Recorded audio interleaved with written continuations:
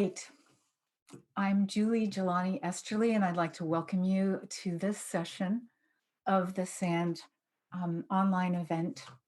It's my delight and pleasure to introduce Charles Eisenstein.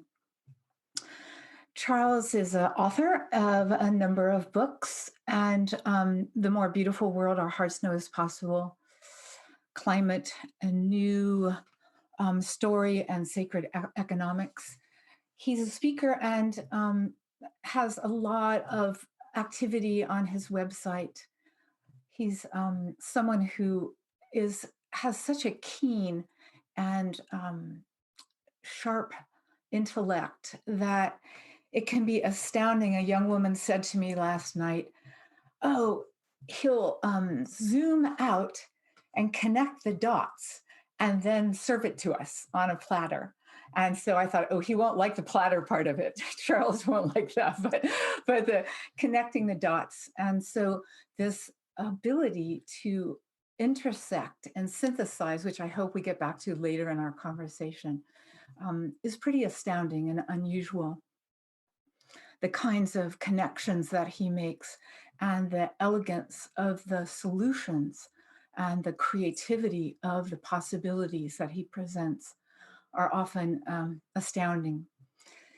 But I don't think that his influence would be as strong as it is and his following as wide as it is if he also wasn't a human being of great heart and of a deep love for people despite their idiocy and misguidedness. This quality of heart comes through so strongly in his speaking and considering.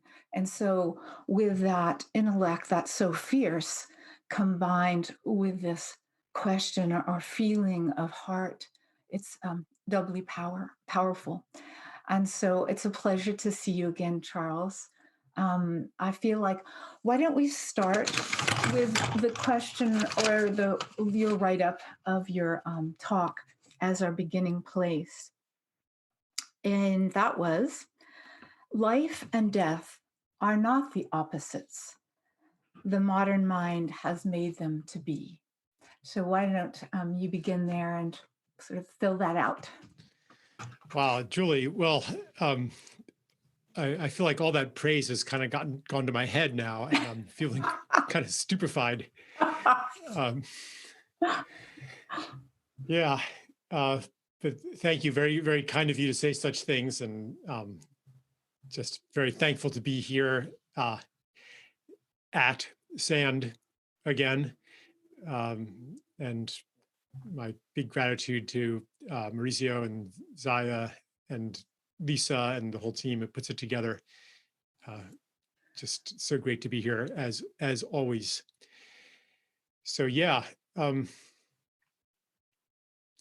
it's the idea that life and death are not the opposites that we've made them out to be.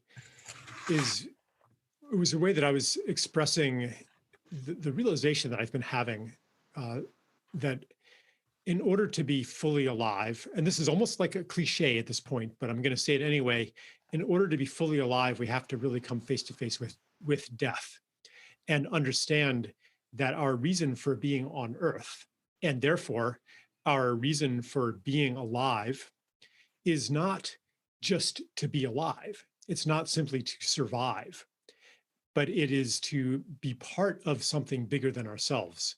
It is to bring beauty and life to the world, to make the world more beautiful and more alive. That's why we are here. Every single one of we human beings, us human beings, and every being on Earth. That's what becomes apparent when you look at ecology and you understand that every being contributes to the ecology itself. And you cannot really understand ecology or the human being through the lens of rational self-interest. So because we're not actually here to survive as our top priority, if we live as if survival, we're the top priority. We're not going to feel fully alive because we're supposed to be serving something else. And this translates into public policy as well. Because over my lifetime, I've seen a growing obsession with security in all of its forms, with safety, with risk minimization. The slogan, safety first. So here we have, just to bring something really topical, COVID-19, public policy around it, it's all based on how many lives is it going to save, or how many long-term illnesses is it going to prevent? And of course, we all recognize that that's important, but is it the most important thing? So a lot of the debate is about, does wearing masks actually reduce the spread of COVID-19, or do lockdowns actually help, and so forth? But the very terms of the debate take something for granted that I would like to question, which is that, is risk minimization the way to run a society? Is it the way to run our lives? What about other values that come from the recognition that we are here for more than ourselves, species-wide and individually?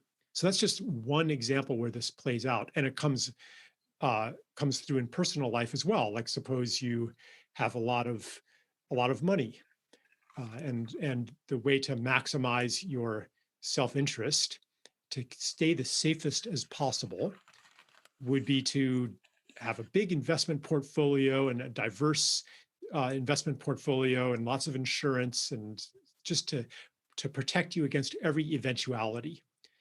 And because no amount of money can actually protect you against every eventuality, because what if this, what if that, better get a little bit more money just to be extra safe.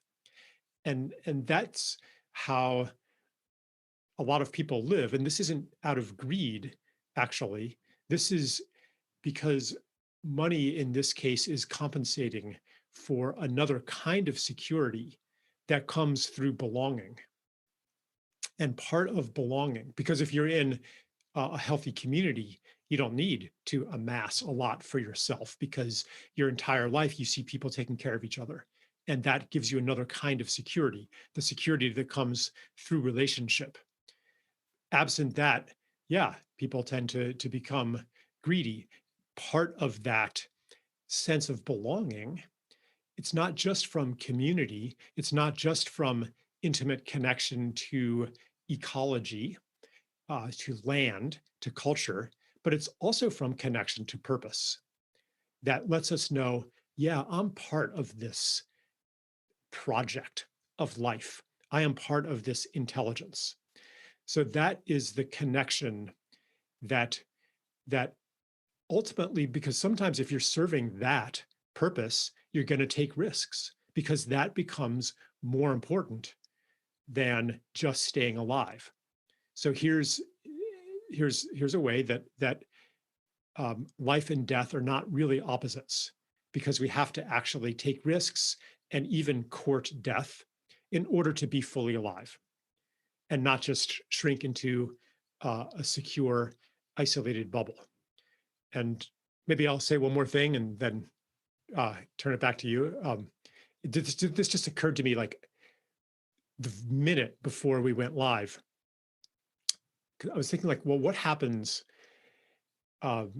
if one being, a person, is not fully alive? Then, or a civilization is not fully alive. What if we're not connected to our purpose and we don't have a sense of belonging? In that case, there arises a kind of a death wish, a fascination with death, and that can take the form of various conceptions of liberation, which I think is why over the last couple decades, so many in modern society have become obsessed with catastrophe, become obsessed with collapse, starting with Y2K, then climate change, financial collapse, 2012. Now you're seeing a lot about asteroids near missing Earth. Like there's part of us that kind of wants it to happen because we feel stuck in a world that's a little bit too small, a life that's a little bit too small, that's not fully alive. And a lot of that reason that it's not fully alive is because death has been denied. Death has been pushed aside. Death has been not integrated into life. And I guess, okay, but one more little thing, just that everyone or most people have had that experience of being at the side of a loved one who's dying. And in that moment, you realize what is really precious. That encounter with death, I'm not sure if there's any other way to really realize how important, how precious life is.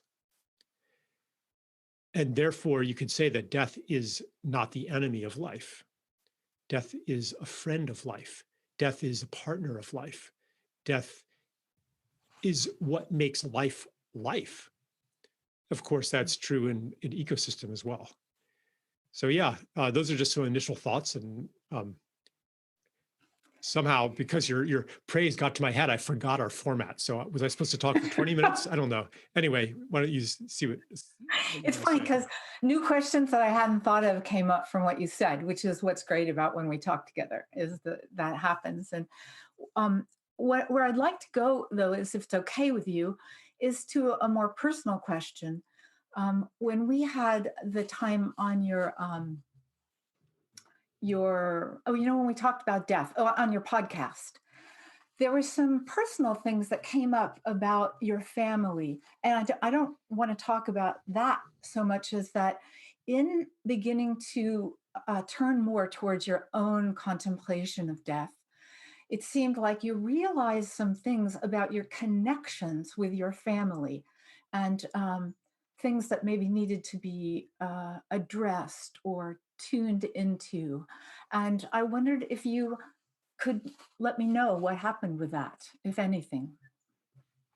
Yeah, I mean, when I speak about being at the bedside of a loved one who's dying, this is a recent experience for me. My mother passed a few months ago, and we were very close.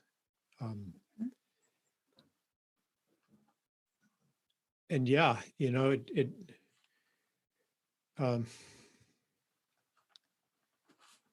I noticed that in the dying process, at some point, all of the pretenses fall away, all of the illusions that she had carried dissolved, and she became incredibly grateful for every moment. She was a music lover. She played the piano. She loved music her whole life, and in her last months and weeks, she went deaf. She couldn't hear music anymore. And she said, and so she ordered art books online. And she said, there's so many wonderful things to look at. Like what, and she was always very positive and alive, and loved life. But this was just another level that of truth that she was seeing. And I felt that I was able to benefit from some of this too, that her death process, for one thing, it fast forwarded me to my death process. And I got to benefit from the truths that were revealed to her as the fogs dissolved with the approach of death. It's like the approach of death is like coming toward the sun, and the mist evaporates into clarity. And when we have a close relationship with people in the death process, that clarity is available to us as well. So if we can be present with it, yeah. Yeah, and our culture makes it hard to be present because of all of the habits and institutions that push it away, that hide it away. Yeah. In nursing homes, in hospice centers, in hospitals, in morgues. Like we don't see and experience death, and simply because families are so dispersed across the country because of economic patterns. So this was quite a gift that is another aspect of the how entwined death and life are. Right. You said something else in that in your thing. I don't have it written down here, about the second part about. Oh gosh, I don't have it in front of me. Charles, do you remember the second part about what you said you wanted to talk about today? Yeah, the description, I think I said something about some of these ways in which death and life are not opposites are quite mundane, and others are scientifically outrageous. Yeah, I was Yeah. curious about the scientifically outrageous, especially because you just spoke about the power of your mom's own death and being present with it. And somehow that linked to the scientifically outrageous. I wanted to bridge that if possible. Yeah. Well, I mean, a lot of your work, I mean, you've done work around this too. As we come to understand that the the dead are somehow still present, in some sense, still alive. Some cultures, most cultures actually, understand, understood and understand, some today still, that the ancestors play a role in uh, the affairs of the world, even after they're dead. And once I take that concept in, and even as a trial balloon decide to inhabit that reality, then I start to feel the presence of the ancestors, including my mother. Anybody can do this experiment, and it is an initiation in a way into um, a native state of humanity. Like this is uh, an inherent birthright that we have to not only feel the presence of our ancestors, but to draw on their wisdom. I mean, imagine if you had available to you all of the deathbed realizations, all of the wisdom of your ancestral line. What if the mistakes that your parents and grandparents made and the lessons they learned from those mistakes, what if you didn't have to repeat them? If you could draw on their guidance, which may not take an explicit form, but imagine how quickly humanity would progress if we could draw on that. And so that's one way that, like in conventional science, there's really no good way to account for the ongoing presence of ancestors in life. And then on another level, there are the uh, uh, like I consider myself to have intellectual ancestors and spiritual Yeah. ancestors that may not be in Ah, my bloodline, cool, but cool. but Ah, one that comes up is Ivan Illich, who's part of a lineage uh-huh. that actually is related to one of the themes I was talking about around COVID-19, uh, extending now. There's an Italian philosopher, Giorgio, what's his name? Um, uh, uh, Agamben. Yeah, Giorgio Agamben. I'm sure Mauricio could pronounce it better than I can, but talking about the biosecurity state and medical totalitarianism. And so going back to Ivan Illich, who was a leftist social critic and philosopher active in the 70s and 80s, going back then to Foucault, Michael Foucault, like there's this whole lineage of people who feel like they are somehow speaking to me and through me, not like I'm channeling them as an individual person, but that they have become one with the force. They've become one with a field of information that is enriched by their work. More recently, two people I admire a lot passed. One was Pauli Higgins, who did so much work around the law of ecocide.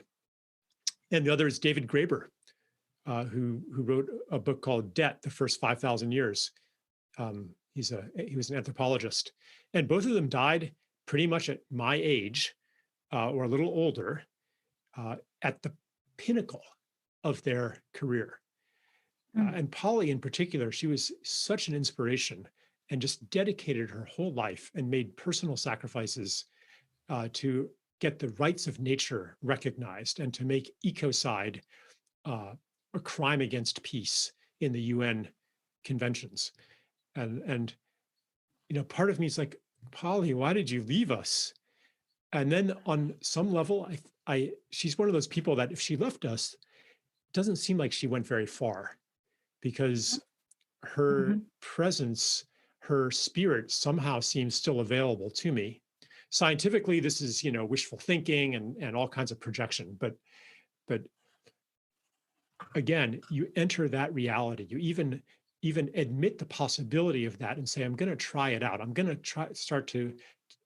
to accept the alliance of the dead, who maybe Right. became dead because they had reached an impasse and wanted to take their work to the next level, which was only possible by passing out of this physical form.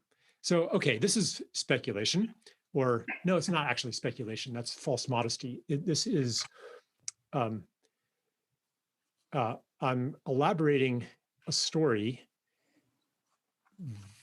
that you can try on, step into, live inside, and see who you become and what becomes available to you in that story. I find it to be very powerful and maybe even indispensable. I want to stop you for just a minute because I want to pause the button. I want to hear more about some of these ancestors of yours that aren't blood ancestors.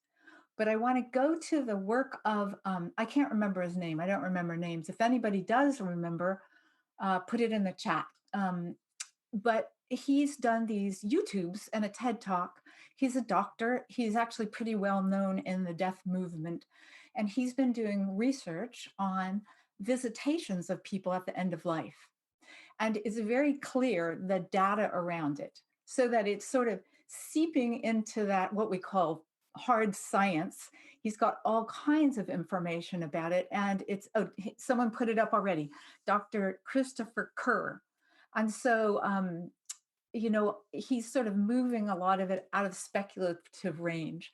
And when my mom was dying last year, one of her caregivers talked about, um, my mom said some things about relatives, not when we were there. We were there with her through a lot of it, but not always in the nighttime. But this woman said she had a patient that she cared for who the room would fill up with people and talk to her all day long. And she would have to just tell them to go home, that her patient had to rest. So I think that this whole realm is so interesting. And especially because at this, what I have gathered from this online gathering, the stand gathering, is talking about ancestors in lots of different ways. I think it's important for our time. I think it's deeply important for our time. And so I'm really interested in you saying more about some of your other ancestors. You mentioned a few that you might put in the intellectual category, but you also mentioned some spiritual ones. I think there Mhm. really isn't really much of a difference, but just who comes to your mind and heart as other Yeah. ones you'd tell us about. I mean, I can. I'm really interested in that scientist you mentioned, and I think that kind of research. I'll get to it in a second, but I think that kind of research is really important in opening the doorway, because any person brought up in with a modern education in a materialistic society, it feels kind of risky to actually step into a reality in which uh, the soul persists beyond death, and in which the dead participate in life. Like, it's like, am I crazy here? Is it okay to do that? And so this scientific research validates that and kind of issues a permission slip to my internal cynical guardian that's afraid of me going crazy with this stuff. So yeah, like, because actually, I mean, when we call something unscientific, what do we actually mean? That can mean a lot of things. One thing it can mean is that the consensus of science doesn't believe that that's a valid inquiry or that's a possible reality. It could mean that it contradicts agreed upon laws of physics. That could mean, of course, that agreed upon laws of physics are too narrow. It could mean that scientific consensus is wrong. I happen to think that that's true of a lot of things. Anyway, as far as some of my other spiritual ancestors, or I mean, I could name George Orwell, uh, who I've whose work I've read many, many, many times, and it's not just his intellectual output, but it's also like this feeling uh, of despondent, like resignation and bitter betrayal that infuses, especially in 1984, this tremendous dismay that the revolution was betrayed, because he was a revolutionary. I mean, he fought against Franco in the Spanish Civil War. He and then saw what happened to communism under Stalin and the betrayal of the ideals, and yet, despite his towering dismay, there's still an inextinguishable spark of hope, even in 1984, which, in the midst of this incredibly dark novel, there's one passage where he describes the singing of a thrush pouring out its song for no reason whatsoever. And he imagines that there's hidden microphones and some beetle-like man is in an office is listening to this thrush pour out its song. And he doesn't do anything with that image in the book. It's like this anomaly. It's this gem inside a chunk of lead, an exquisitely crafted chunk of lead. But why did he put that in there? That gem is an expression of that part of him that never gives up hope for the redemption of humanity. So his influence on me, like it comes just as much from that as it does from his exquisite writing style and his dystopian visions. Like there's some way that he speaks especially to me that I really have trouble putting into words beyond what I've done so far. And for every one person like George Orwell that I could name, there are thousands, millions of the dead who are nameless, who never were famous, and whose selfless sacrifices and hard-won life lessons are nonetheless feeding all of us.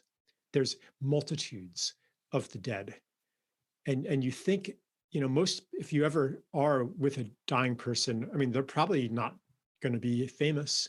No one's ever going to know their death story beyond their immediate family. Yet somehow their mighty struggle that they might be going through in their last hours or even their last years, the bitter truths that they realize and then surrender to and relax around, that induct them into the afterlife. Like all of that is present and available to us. Nothing is ever wasted. And we can tap into that bank of human experiences. And if you step into that reality, maybe you can feel those multitudes around you and how they are at our service. You're on mute. Yeah, I think that I've been thinking a lot about Joanna Macy because she kicked things off and because of her persistence and her continued work for so long. I studied with her like, a couple decades ago, and she just keeps keeping on with this quality of the ancestors. And one of her practices has informed in Sufism, my root tradition, there's the caravan.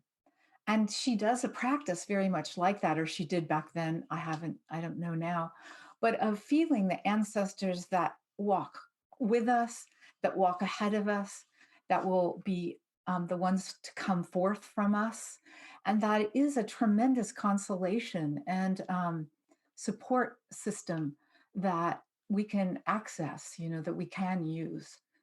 Um, I don't know if you have anything more to say about that. Go ahead. I wanted to kind of change gears a little bit up, but you might have more to say. Oh, you're on mute now, Charles. Yeah, I think Joanna Macy, as usual, is uh, pointing us towards something really important. But yeah, let's go ahead and switch gears. Okay. Um, I wanted to come back to something someone said about you. And they described you as the intersection of systems change and personal growth. I wanted to talk about um, intersection. I wanted to talk about synthesis. I wanted to talk about how it is when you zoom back, or any of us zoom back, and this interdependence of heart and mind and time and space and history and life and death, how out of that crucible comes something creative and something that can help our world, which is in a critical time, and how that connects to each of us being able to stand in our own purpose and use, as Buckminster Fuller once said, and you remind me of Buckminster Fuller, because I used to feel it was like someone took a bicycle pump to my head, but he talked about the trim tab, this thing on the bottom of a boat, and that when you turn it, then it changes the whole direction of things. And so as we each look for our own trim tab, so we can be most effective. And so I am very interested in your enthusiasm and excitement around synthesis. That's the bottom line there.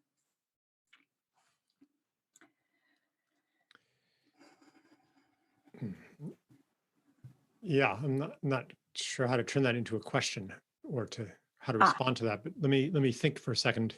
okay. Or do you want Maybe to touch just into your joy around synthesis, or when things yeah. come together. It might be so innate in you that you don't even recognize it, but there is this joy in it, and then it pours forth from you. Yeah, I'm just remembering when I was gifted with the key insight of my main book, actually called The Ascent of Humanity, when I was just puzzling and puzzling and puzzling over what is going on here on this earth. Why are we destroying the biosphere? Why are so many people oppressed? Why are uh, why have we all ended up in these single family homes, sitting inside in front of televisions, driving around in automobiles, like atomized into these boxes? Why? And I at that moment, like all of these phenomena congealed into one crystal, which was, oh, these are all different expressions of a story of separation, Mm. of an idea that who we are is a discrete, separate individual in a world of other. And I'm not going to go through that whole thing in that right now because I've done it already at Sand before. But basically, this world defining myth that gives birth to our money system, gives birth to technology as we know it, to agriculture, to education, to medicine, to politics, to religion as we know it, all drawing from the same taproot of separation. And like that realization was so breathtaking. It just seized me and like, yeah, I thought I've got to tell people about it. And naively, I thought that all you have to do is tell people about something and they'll be like, oh, yeah. Uh, and, the world will change because you provided the correct answer. I had been a bit overschooled, and I thought that, handing in the correct answer to teacher was all that was required of me. Uh, but, it definitely began a journey because then you're talking about the synthesis of the systems level and the inner level. uh, I began to observe how the story of separation had colonized me. My very perceptions, the thoughts that uh, I use, the concepts that I organize the world with, like all of those things are the internal dimension of this world defining story. So that launched, a lot of inner work. Um, I mean, even to the point of what is inner work actually? The story of separation, this is something where you do it to yourself. You're the master, engineering something outside of yourself.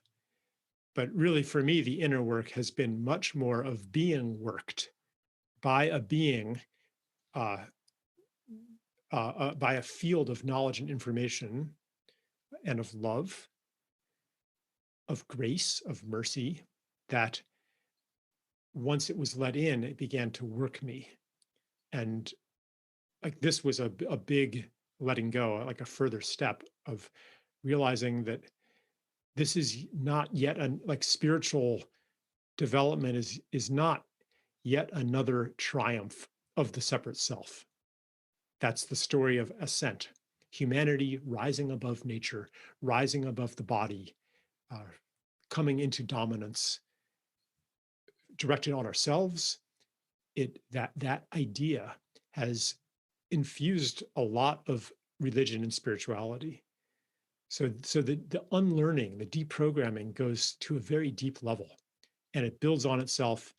And mostly, it's not an accomplishment. It's not an accomplishment. Hmm. You mean by that it's a grace rather than an accomplishment? Yeah, a gift Yeah, uh, gift. Yeah, in gift. which we participate. Yeah, Um, yeah. See, this is the whole thing of how you'll approach something with a revolutionary kind of approach, taking apart the normal ways we go at it. Because I think at the heart of all spiritual practice is to overcome that separation. But so often the discipline or the practice itself, just as you were saying, the tools, the way we use the tools continues to create the separation and the loss of our individual self, which in spirituality is referred to, constantly, of being able to surrender our individual self. And it's not that I don't think it's important and hasn't influenced my life and my practice for decades, but there's something kind of deeper in there that I think that you're touching on with this. Well, it's actually unnameable to me right now, but that's why I'm asking you the question. That's why I'm asking you to do your superpowers on it, to do what you've talked about a couple of times, this force, this field or force that you'll go, you'll zoom out into that field and see things in a new way. And so I'm very interested in what you're seeing about um, the uh, the shortcomings, I guess, of our spiritual life and placing it in that ascent model. yeah, I mean, I would maybe even say that the shortcomings are absolutely necessary right now, because How so? our evolution demands that we face those shortcomings, suffer from those shortcomings, and through that suffering, overcome those shortcomings. So, yeah, I don't. So I don't really. I do like to point out how the old story infiltrates our attempts to find a new story. Ultimately, the new story finds us and not the other way around. And it is, and when I say the new story, well, the new and ancient story, I'm not just talking about a conceptual construct, but I'm talking about a revolutionized state of being. That's the sense of new that it is. And it includes a different social system, economic system, and so forth, but also a different emotional experience of life. So even though we seek it, we cannot find it. But the seeking is nonetheless crucial, because the sincere seeking is what attracts the attention of that which we seek. Mm-hmm. Yeah. And especially attractive is the desperation that comes from realizing that the search was futile. So there's paradoxes here. And I don't even know if it's kind of delicious to think about those paradoxes, but then I start to veer too close to trying to explain it all. And it doesn't have to be explained for it to happen. And in fact, it might be more likely to happen if it's not explained. Plus, I could just be full of shit too. Like, definitely keep that in mind when you talk to me. Because actually, what I am is a very good improviser.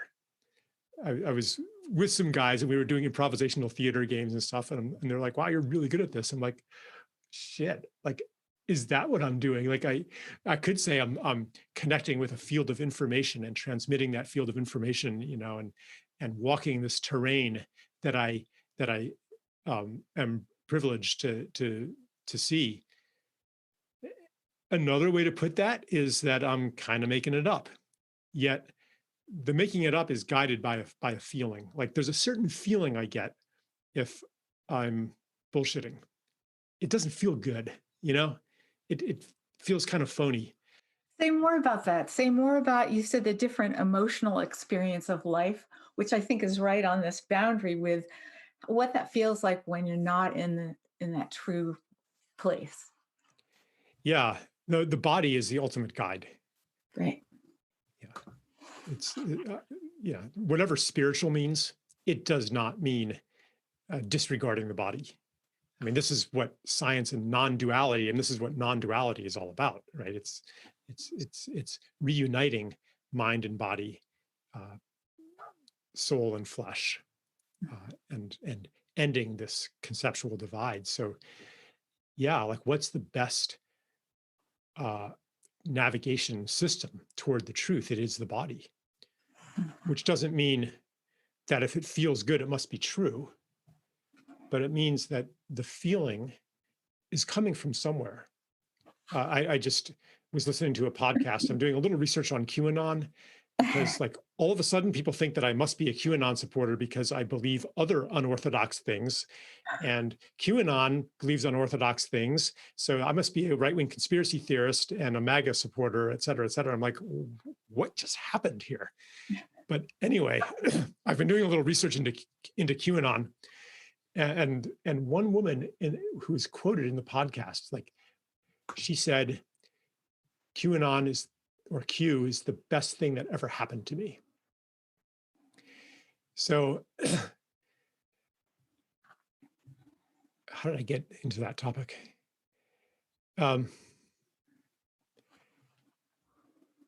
Yeah, it took me to what is her experience of life that would be true. How did I get into QAnon though? Not sure. Not sure either. It's just coming up in the field. Anyway. It is in the field very strongly. Yeah. It's flabbergasting, and yet it's very strongly in the field. People are feeling really nourished by it. Some people, and so, yeah. Right. But I don't know how because our stories are collapsing, and here comes a substitute. When we as a society thought we knew what was real, what was true, how the world worked. And those explanations and the systems built on them are not working anymore. Now here comes a new explanation. Here's how it is. Here is the why. So it's very attractive. And this is part of the process of breakdown, leading to desperation, because I'm sure that the people who followed Q and and invested full faith and commitment and trust the plan. That was, I think, one of the mantras of Q: trust the plan. Donald Trump's got it. 4D chess. He's a master, et cetera. Um, at some point, they're going to be like, hold on here, wasn't he supposed to have cleared out the pedophilia elite in November 2018? I thought the indictments were coming. Okay, I can understand it was postponed a few months, but come on, like at some point, the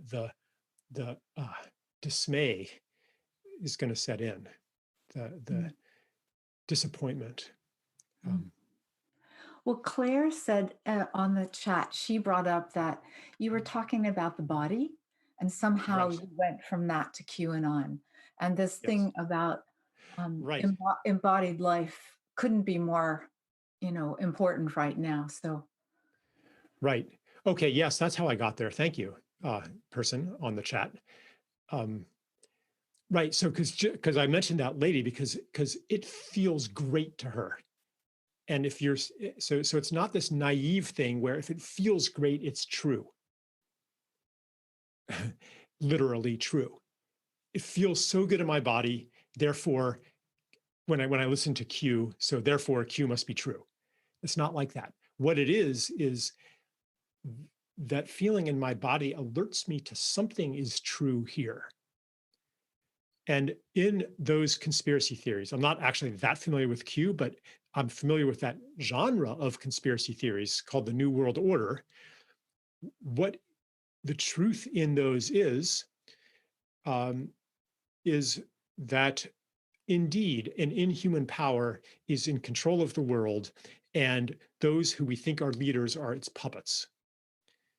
I don't think that inhuman power is a diabolical coterie of conspirators. I think that the inhuman power is more like capitalism, patriarchy, white supremacy, and on a deeper level than that, the story of separation.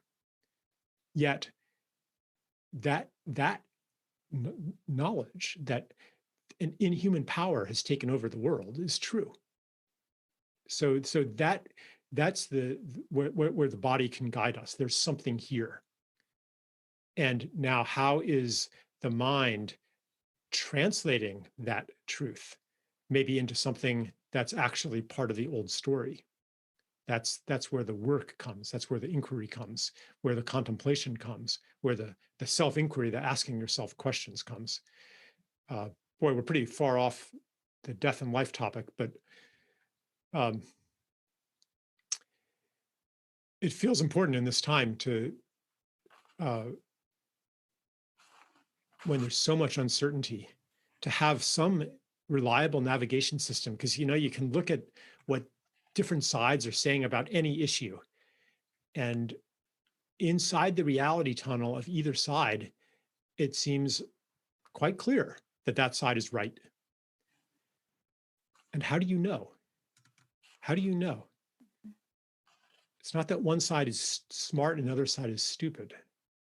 It's that both sides are tapping into something true, maybe tapping into different things that are true.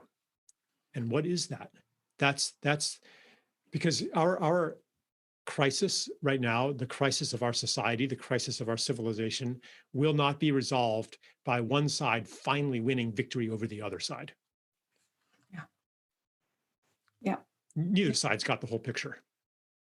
You talked about this in, oh gosh, I don't even remember. It was like a 4 or 5 time thing in class. And that it was just so important, I thought, that this whole, oh, by the way, I just want to say someone said on the chat, and I'm sorry I'm so lame at chat. I won't say it that way. I'm really staying tuned into Charles, but someone just said, Kayla or Kala just said that she thought that this was a really good conversation, that it wasn't Good. scripted. And so I think that I think that it's just fine because in the end, everything comes back to living and dying. And so, this, what we're talking about, especially around the body, I think one of the reasons that we have such an impoverished situation around death in our culture is because we have had a really impoverished situation or view of our embodied life.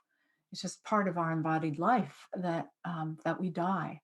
And so I wouldn't worry, but I do think that what you're talking about is really important. And coming back to this thing of separation and our inability. I mean, this is part of what I'm going to talk about Sunday, but I feel like I really like you to talk about it too, is why it is that that separation, which feeds our fear of death, why is it so strong in us? You know, I've been doing some research on, is it genetic? Our fear of especially others, but of life. And Yeah.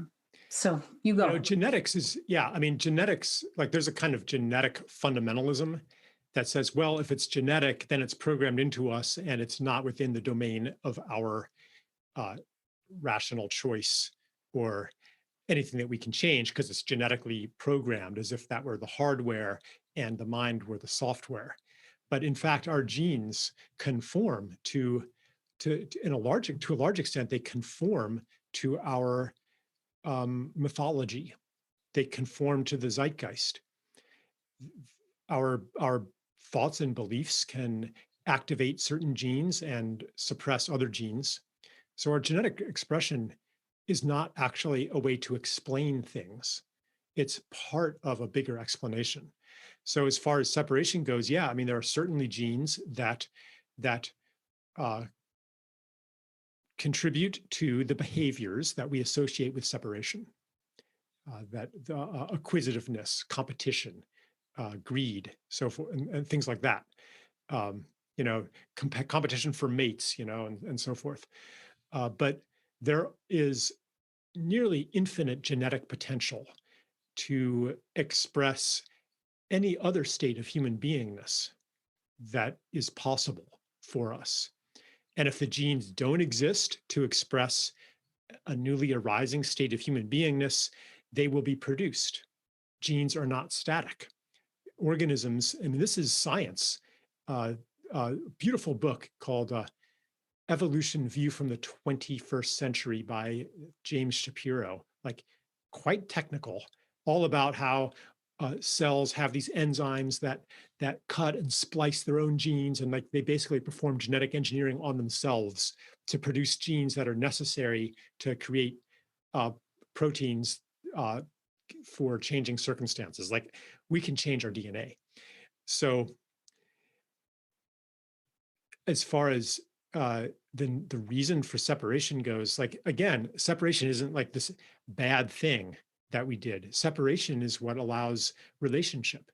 Separation is what allows us to fall in love. Separation is what allows us to have a medium to create with. So in a way, this whole journey of separation was was uh, uh, someone on a chat from one of my retreats had a psychedelic journey where he said separation was the most profound act of love imaginable. Because here, and I'm paraphrasing here God, the one, broke God's self into trillions of pieces that forgot themselves in order that we could have this experience of coming back together.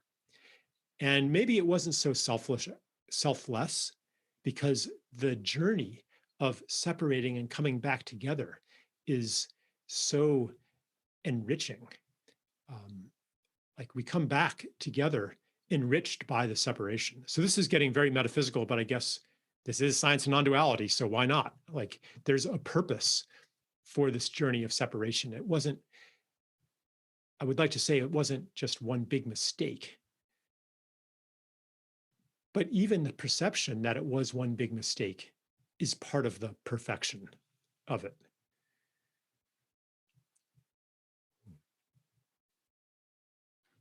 You're on mute. Sorry. I kind of am rattling and I don't want to rattle while you're talking. Um, so we're coming to the time when I think that there will be a lot of questions for you. And so I wanted to give you a moment. Um, if there is anything else that you particularly wanted to share with everybody, um, I'm sure really good, rich things will come out of the questions themselves. But I want to give you a moment.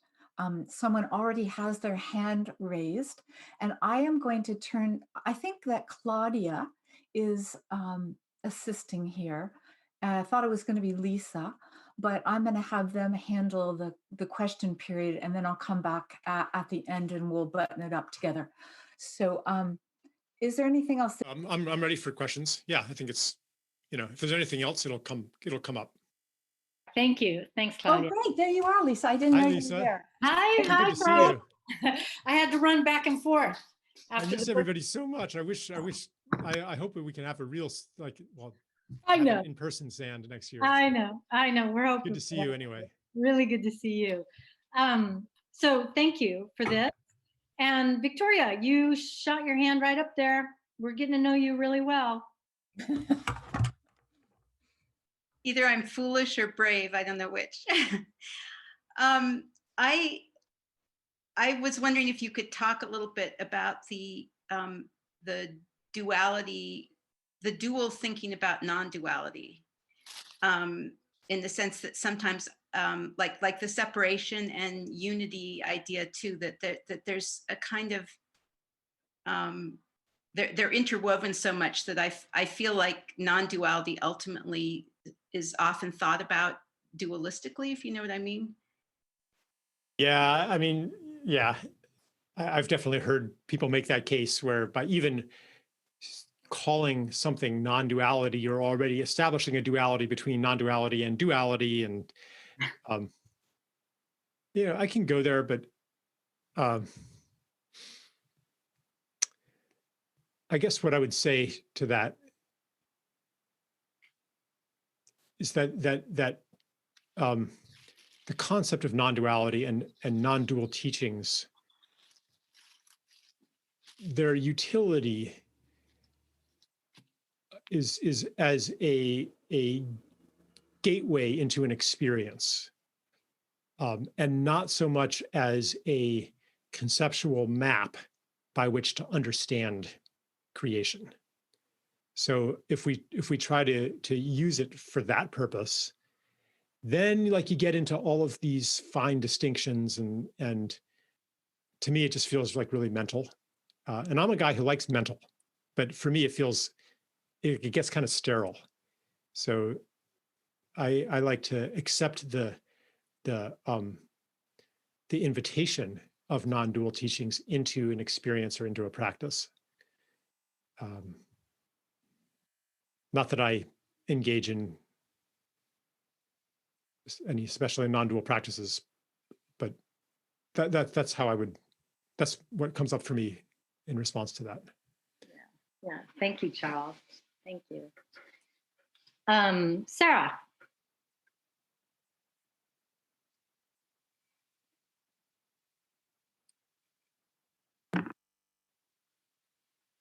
Can you unmute yourself?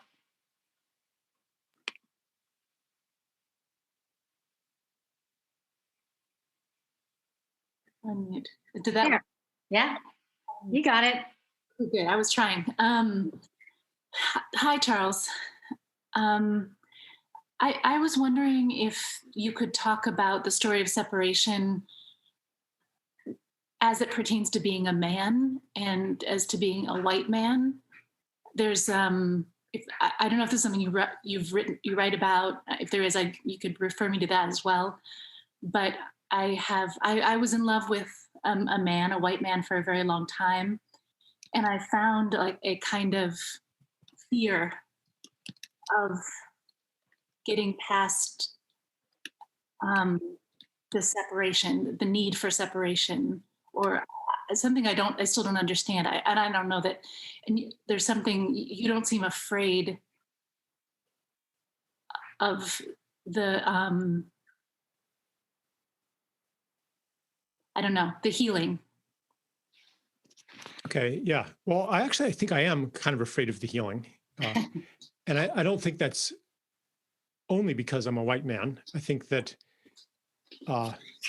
whatever station that one is in, there will be fear barriers to healing separation, because any healing of separation means letting go of a part of yourself. It's stepping over a boundary. And stepping over a boundary is inherently scary because you don't know what's on the other side of that boundary. Someone might tell you, but you don't really know until you've stepped over that. So there's a letting go there. For a white man, or somebody who has benefited from systems of privilege, some of the fear could be around, maybe it's not so much, oh, I'm afraid I'm going to, not be dominant anymore. But it's, will I be okay? So our society has been built on a particular kind of separation called dehumanization, which reduces, historically has reduced, for example, Black people or women to something less than fully human. Capitalism does that in general by reducing people to consumers, to the market. Internet marketers do that by reducing people to their mailing list. Like, there are so many ways that we dehumanize each other. Even it's kind of built into the economy. Like, if you are shopping for something online, there's like always, at least for me, there's always this wariness about, am I going to get ripped off? And it comes from, probably some real experiences of getting ripped off. So to really accept the full humanity of another person requires letting go of habits of guarding that actually serve us very well in the kind of society that we've been in. So anyway, that's kind of a roundabout way of saying that yes, I actually have fear around it too, and longing too. That's another thing. Like, what we're afraid of, we actually long for as well. And in our relations with a person who we might judge as like, oh, wow, they're just really afraid of intimacy. They're really afraid of letting go of their dominant position. They're really afraid of letting go of their privilege. Like, underneath that judgmentality, can we find a seeing of them that sees the longing to enter into intimacy, the longing to stop dominating, because it's actually pretty lonely. The longing for real wealth that doesn't come from the impoverishment of others, that's fake wealth. Real wealth is the wealth of belonging. So when we can see that in another person, we can become an ally of their longing. Otherwise, I don't know if you've ever experienced this, but like, no matter how hard you try, you end up reinforcing the fear. So yeah. Thank you for that question. Really beautiful. Yeah, thank you, Sarah. That is beautiful. And thank you for that answer, Charles. That too was very beautiful. Leanne. I also really appreciate that question. And one of the best conversations I had with my mom before she passed was about privilege, and really just taking that word off the table and just thinking about practice. And I think about white men as not having as much practice as me, as a woman, around stopping dominating and being vulnerable. So thank you. I really appreciate your emails, by the way. I want to plug your email list. I get a lot of insights. And also, I know that Claire's got her hand raised. I've spoken before today, but if there's time, I would love to hear more about how you practice being with this, or working with this energy of self as a future ancestor. I'm really excited about that. So if there's time, I'd love to loop back. Yeah, self as a future ancestor.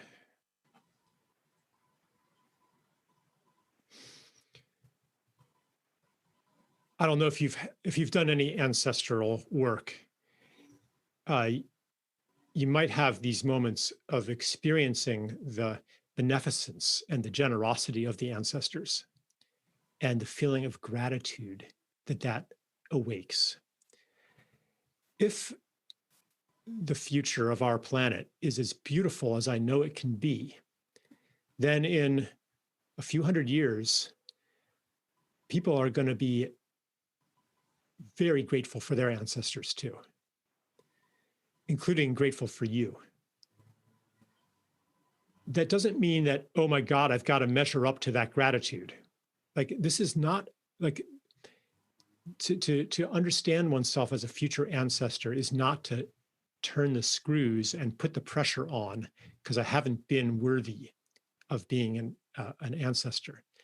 The way to become a better ancestor is to feel the presence of the gratitude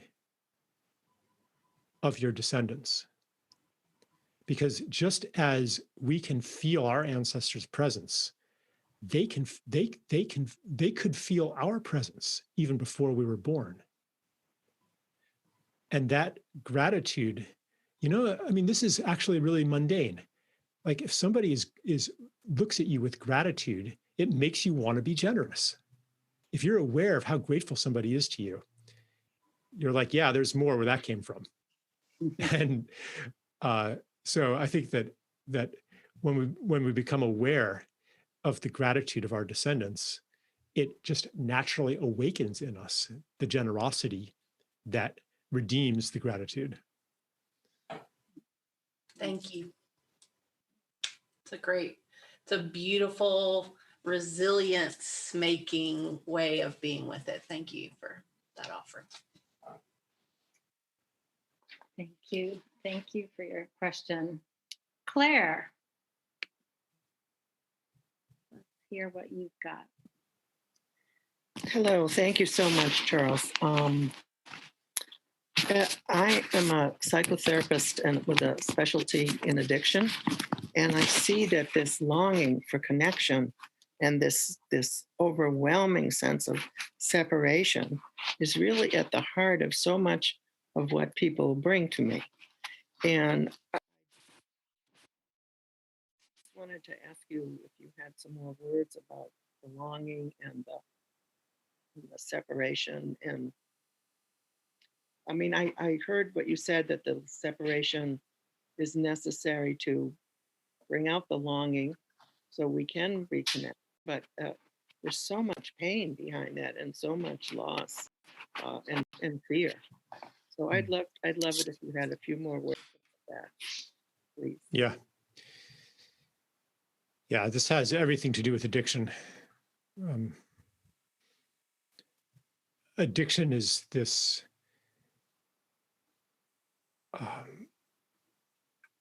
it's this attempt, this beautiful attempt to meet an unmet need when that which could meet that need is actually not available. So we reach out for the closest substitute.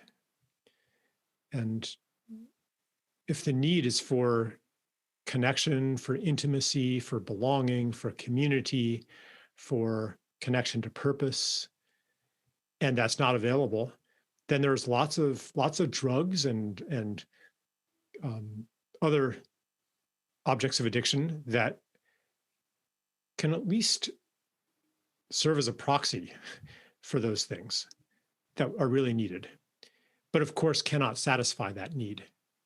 So, no matter how much candy you eat, or you're not going to actually meet the need for the sweetness of intimacy. No matter how much gambling you do, you're not going to actually meet the need to challenge your boundaries. No matter how much alcohol you drink, you're not going to actually meet your need to feel good in yourself. Just temporarily, but not the deep need. So I think like just even understanding that there's a real need here, and that addiction isn't just like a pathology from a morally inferior person. Like that's already a big step, because then you can say, well, what is the real need? Knowing what the real need is doesn't automatically meet the need, but at least like you're not blaming yourself anymore. And then that can provide an orientation toward meeting that need when it becomes available. So anyway, there's like way more to say about this. And I'm sure that you have a lot of experience in these things, much more than I do, but that's the beginning of how I think about it. Mm-hmm. Thank you, Claire. I see you're talking, but I couldn't. Oh, something happened to your mic, Claire. okay. Can you hear me now? Yeah.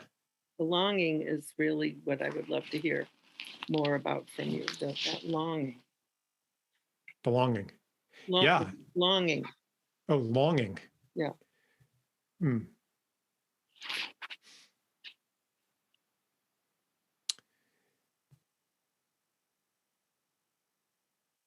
Yeah. The longing is just taking me to the innate desire to become who we're meant to be, or you could say to return to source. Like that is built into ourselves as separated beings.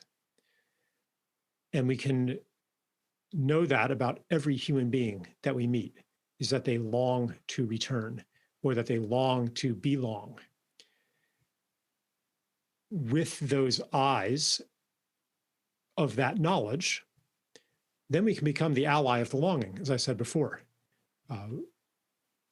because we see people as wanting to return, wanting to take the next step into their, into the full expression of their soul, the next step toward that. And the question then comes, how can I be an ally of that process? How do I have to be in relation to you for you to become what you want to be in relation to me, in relation to the world? That's the orientation that the perception of longing brings to the perceiver, if that makes sense. Orland Bishop says something similar to that. He says, how do I have to be for you to be free? And by free, he means free to act on your longing, your true longing.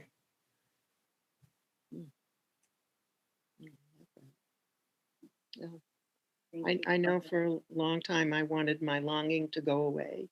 And then I read Rumi, and he said, no, your longing is what will take you home. So just thank you for your thoughts. I appreciate it. Yes.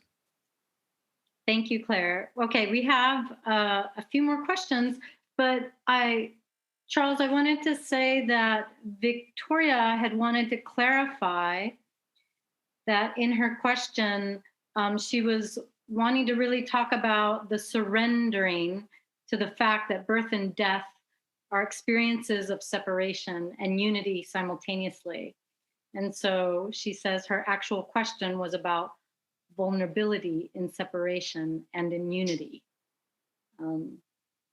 Was Victoria the first person to ask a question? Yeah. Did I capture that, Victoria? Yeah, thanks, Lisa. It wasn't a mental question at all. I didn't have a chance to clarify it for you. Yeah. In fact, I saw in your face that I hadn't actually answered the question that you wanted to ask. So I was like, oh, should I just let that one slide? And I almost spoke out, but. Yeah, it was more actually responding gratefully to your idea of embodiment and that whole issue. So I wanted to kind of, the longing is part of it too, the sort of the idea of living into that. And so that was the duality, non-duality thing that I was saying. So maybe it kind of got covered in the longing conversation. Well, give it another shot. So do you want to just like pose it one more time, just in a moment? Oh, okay. But I don't want to take away from other people's chances. No, essentially it was just the I guess how to live with that paradox, how to fully live into the, even in terms of our embodiment, live into the paradox of separation and unity that are somehow simultaneous in the experience. To me, that's almost the experience itself of longing. Mm-hmm. Yeah. And I wrote in the chat about St. Augustine's statement about the hole in the heart that can only be filled by God. That kind of idea of why are we sort of built with that inherent longing? What's its purpose ultimately? Is it growth or development? Yeah, it is kind of what we were saying, the longing to return, the longing to come back into union, the longing to belong, the longing to recover lost parts of ourselves, which is ultimately an infinite journey. A longing also to create and to be part of creation. So the longing actually, insofar as creation is an act of separation, the longing is also, this is a fractal, so we're actually becoming, we're actually moving toward unity and moving toward separation at the same time, because separation gives birth to endless new modes of creativity. Like we wouldn't, without the course of civilization and all that came with it, we wouldn't have symphony orchestras or feature films. Like that's all dependent on technology, that was dependent on the division of labor that went along with money, social classes, patriarchy, et cetera, the ownership of people, the ownership of things, and the whole shebang was also part of the development of new tools for the creation of beauty in the world. So anyway, the longing goes in both directions. And the paradox, the feeling of paradox, is also a very sacred gem. It's precious because when a paradox rises into consciousness that had not been conscious before, it alerts us to a crack in our world, our reality, because it is irreconcilable in the terms of thinking and seeing and being that we have inhabited.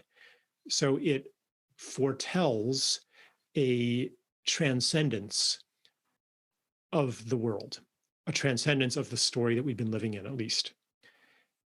It's something that's coming from the outside. So when a paradox arises strongly in your experience, brace yourself, because it foretells an unraveling. Beautiful, perfect. Now you've answered it. And that's the birth of art, I think, ultimately. Yes. Yeah, beautiful. Thank you. And thank you, Lisa, for giving me another chance. No problem. Thank you. Pete, you're up next. Okay. Perfect. Unmute here. Okay. Yeah, so something you touched on a little earlier. There's this ongoing conversation, that revolving conversation about COVID as a plandemic rather than a pandemic. This idea of conspiracy, that the protocols of COVID support a movement towards one world order and all that stuff. So what I'm interested from you, Charles, is I wonder if you discuss the idea of conspiracy. Is it like projection, distraction, Yeah. So where is it coming from in me? Why am I attracted to this sort of idea? Yeah. Well, the big level conspiracy theory that the workings of the world can be explained by a conspiracy of diabolical people who pull all the strings and control the institutions of this planet. That, I believe, is a myth. But what do I mean by a myth? A myth is very different from just a fantasy. A myth is, whether or not it's literally true, a myth is the vehicle of truth. I wrote an article about this called The Conspiracy Myth, which basically goes into what are the truths that ride upon the vehicle of the New World Order conspiracy with its pandemic and its global reset and all these threads of that conspiracy. And one of the one of the truths that rides upon it is, yeah, in fact, those who we see as leaders are puppets of some inhuman power. Now, I don't think that inhuman power, personally, I don't think that inhuman power is a bunch of it's not personified. Yeah, I don't think it's actually a bunch of diabolical conspirators and their reptilian alien overlords. But I think that indeed, people who we think of as having power, they don't actually have much power. They are as if puppets controlled by a system. Another truth that takes form as conspiracy theory is this sense of betrayal, the sense that if only something would change, we could sweep aside the old order and live in a paradise because we're being kept away from paradise. I think that that's true also.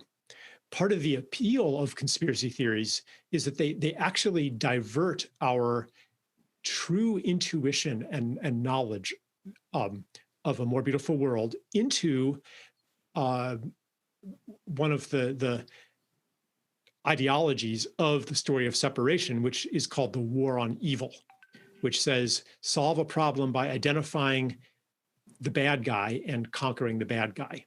It's actually a story of domination. And it's akin to even a deeper story, which is reductionism, which says you find the cause and attack the cause. So in a way, conspiracy theories are comforting because they at least identify a solution that we're familiar with in our minds. If not, anywhere from Hollywood movies, we're familiar with that solution template of destroy the bad guys. So there's like this comfort and this certainty, this explanatory totalism in conspiracy theories, which makes me skeptical of them. Not to mention, like, are these, is this cabal so disciplined and so good at working together? Like, have they taken, empathic listening courses that allow them to get along so well with each other? Like, I mean, there's that whole aspect. And also another ideology is that the world is fundamentally controllable. And if things happen, it's because they were made to happen through a linear chain of cause and effect. So conspiracy theories kind of don't really understand emergence, like nonlinear emergence, and the idea that there can be an organizing intelligence outside of human agency or outside of conscious agency. It's called synchronicity. So a lot of things sure look like a conspiracy theory. And I think partly that's because of the way that the universe organizes itself around our beliefs and around our state of being. Really, more than belief, it's around our state of being, and produces the coincidences that then feed the conspiracy theories that then generate more coincidences. So when we understand that reality is not this separate thing from ourselves, but that responds intimately and mysteriously to our state of being, boy, that really, opens Pandora's box. Yeah. And we wonder, like, how much of what we see through the lens of conspiracy theory we are producing through the conspiracy theory. So anyway, that's like a nutshell, like a little bit of my thinking on it.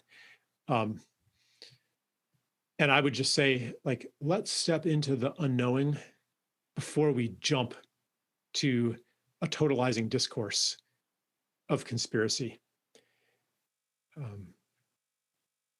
Which isn't to say that a lot of what the pandemic people are flagging is not important.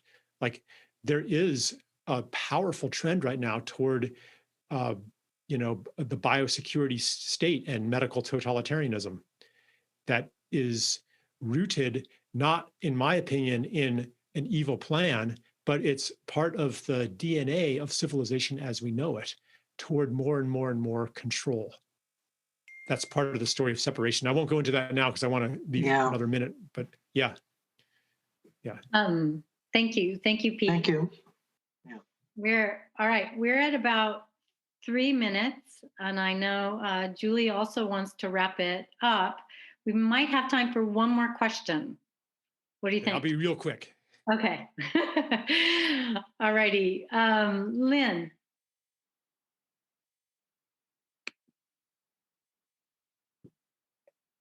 Can you hear me? Yeah.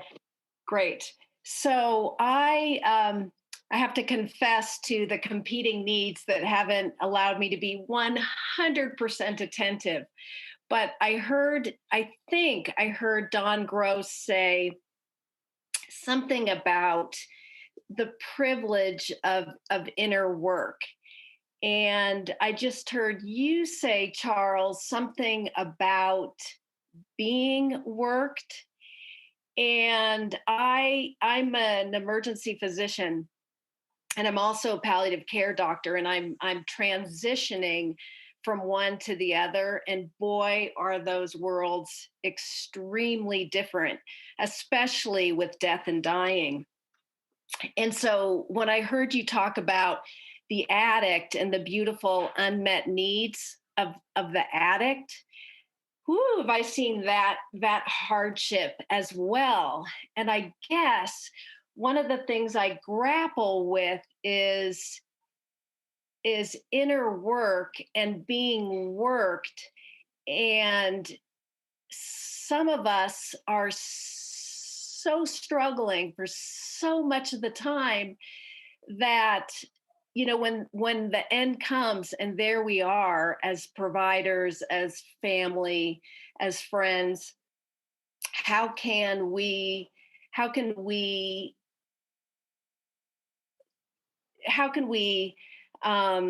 I guess what's the question? I'm not sure what the question is, but it's a struggle I have with work and being worked, and what people end up bringing to the end, and being reverent about it. I'll just say thank you for making this transition in your career. It's such important work to be doing, and as far as working and being worked, and the privilege of inner work.